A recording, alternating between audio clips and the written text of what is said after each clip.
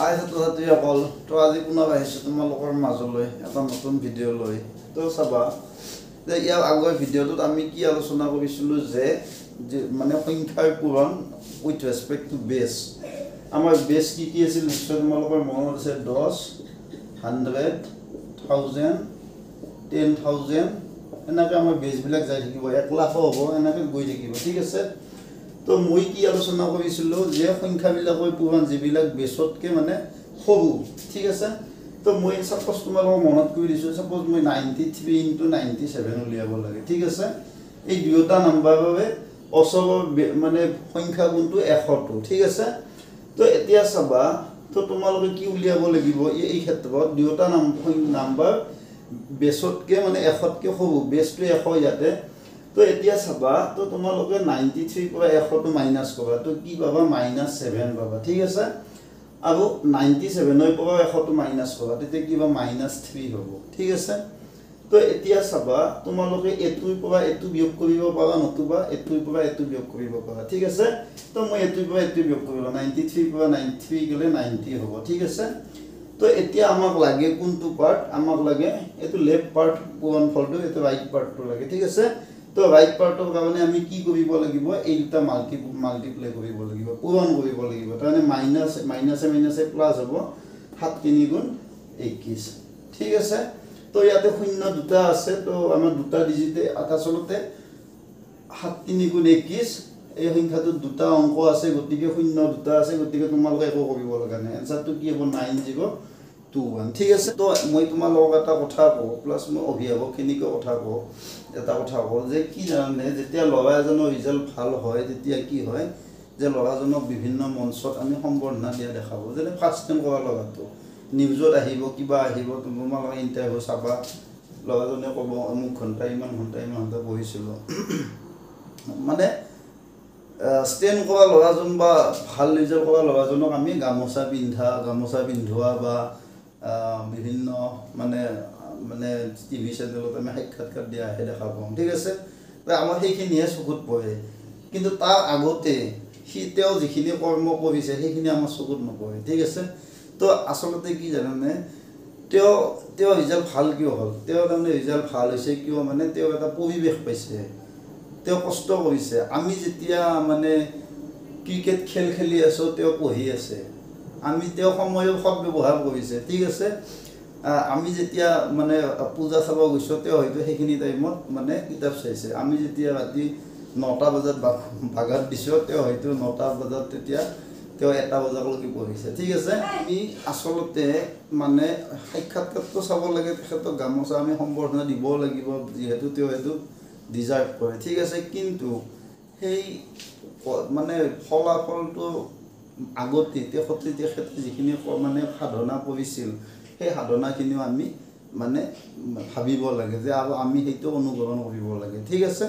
আৰু কি হয় কথাটো যে আমাৰ কিছুমান অভিভাৱকৰো আমাৰ ভুল আছে। কেনেকুৱা ভুল আছে যে আমি আচলতে ইয়ৰ একশ্যন মেটাৰ্ছ, তাৰমানে আমাৰ কৰ্মটোই মানে কি কয়, আমাৰ কৰ্মটোই বহুত মানে প্ৰভাৱ পেলায়। ঠিক আছে। তো ল'ৰা বা ছোৱালীটো সৰু 5 বা 6ত পঢ়া ল'ৰা বা ছোৱালীটো পঢ়িব যায়, তেতিয়া কিছুমান অভিভাৱকে আমাক কি কৰে, টিভি চেনেলত চিৰিয়েল চাই থাকে, অসমীয়া চিৰিয়েল চাই থাকে। ঠিক আছে।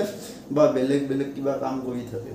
কিন্তু সৰু ল'ৰা বা ছোৱালীটোৱে পঢ়াৰ সময়ত মাক বা দেউতাকে চিৰিয়েলখন নাচায়, তেওঁৰ লগত এনেই তেওঁ মানে ল'ৰাটোৱে অসমীয়া কিতাপখন পঢ়িছে, দেউতাক বা মাকে যদি মানে বেলেগ এটা ল'ৰাটোৰে বিষয়ে এটা পঢ়ি থাকে বা অন্য এখন কিতাপো পঢ়ে, তেতিয়া সেই ল'ৰাটোৰ এটা পঢ়িবৰ ধাউতিটো বাঢ়ি যায়। ঠিক আছে।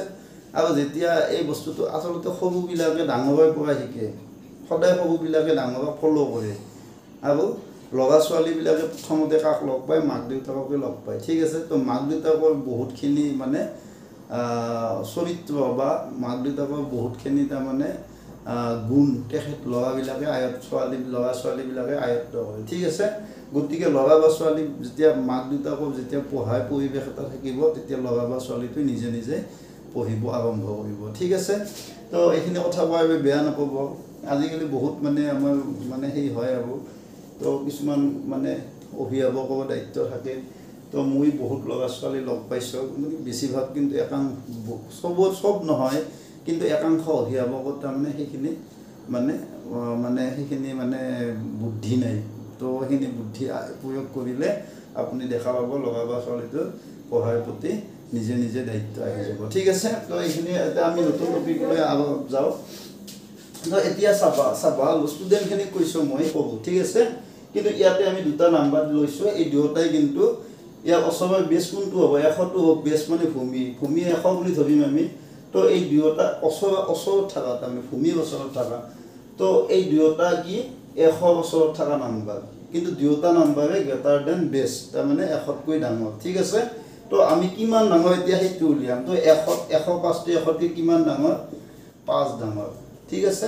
107টো কিমান ডাঙৰ 7 ডাঙৰ ঠিক আছে তো এতিয়া চাবা ডাঙৰ কাৰণে পজিটিভ চিন দিলো মই ইয়াতে এতিয়া চাবা যে তোমালোকে আগতে এইটোৰ পৰা এইটো মাইনাস কৰিছিলা বা এইটোৰ পৰা এইটো মাইনাস কৰিছিলা এইবাৰ কিন্তু আমি এইটোৰ লগত এইটো যোগ কৰিম বা এইটোৰ লগত এইটো যোগ কৰিম ঠিক আছে তো মই যি এনসাৰ এটাই পাবা তো মই এইটোৰ লগত এইটো যোগ কৰিলে কি হ'ব 112 হ'ব ঠিক আছে এইটো লেফট পাৰ্ট ঠিক আছে তো এতিয়া চাবা আগৰ নিচিনা আমি এই দুটা কি কৰিম ৰাইট পাৰ্টৰ কাৰণে এই দুটা মাল্টিপ্লাই কৰিম ঠিক আছে তো 7 5 গুণ কিমান হ'ব 35 হ'ব তো আমাৰ এনসাৰটো কি হ'ব 1 1 2 3 5 এইটো হৈছে আমাৰ এই দুটা পূৰণ কৰিলে পাব লগা এনসাৰ ঠিক আছে তো ডাঙৰ অংক আলোচনা কৰোঁ ঠিক আছে এটো আমি আলোচনা কৰিম 1007 * 1002 ঠিক আছে তো ইয়াতে বেছটো তোমালোকে কি ল'বা এটো কা ওচৰত আছে 1000 ৰ ওচৰত আছে কিমান ডাঙৰ 1000 তকৈ এই নাম্বাৰটো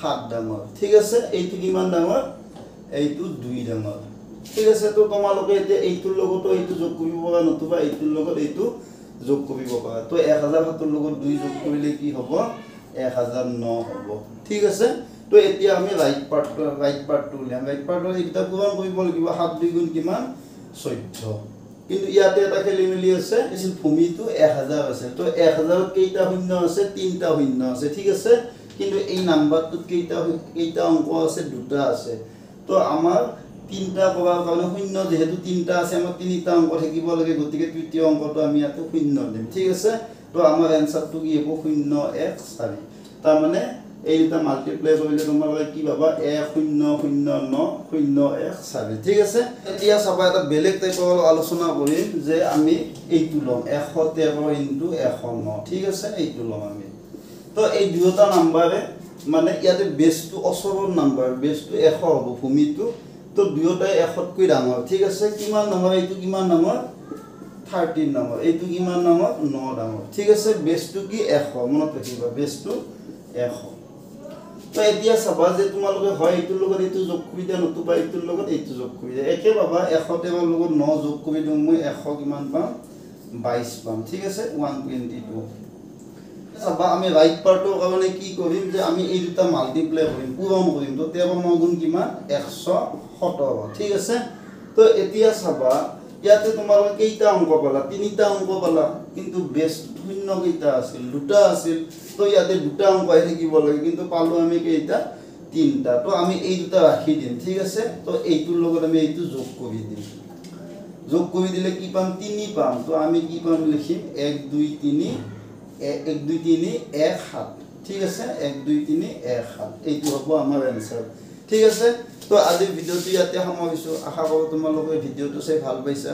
আৰু কথাখিনি কোৱাৰ বাবে কোনো গাত পাতি নল'ব ঠিক আছে মই জাস্ট তাৰ মানে এক্সপেৰিয়েন্সৰ ফালৰ পৰাহে কৈছো ঠিক আছে ময়ো 15 বছৰ শিকালো স্কুলত বিভিন্ন ছাত্ৰ ছাত্ৰী লগ পাইছো বিভিন্ন অভিভাৱক লগ পাইছো ঠিক আছে তো গতিকে ষ্টুডেণ্টজন ভাল হ'লে আমাৰ ভাল লাগে ঠিক আছে এইখিনি কথা তো চেনেল মানে তো ভিডিওটো ভাল লাগিলে চেনেলটো সাবস্ক্ৰাইব কৰিব লাইক কৰিব আৰু চোৱাৰ বাবে ভিডিওটো চোৱাৰ বাবে ধন্যবাদ ঠিক আছে বাই বাই গুড নাইট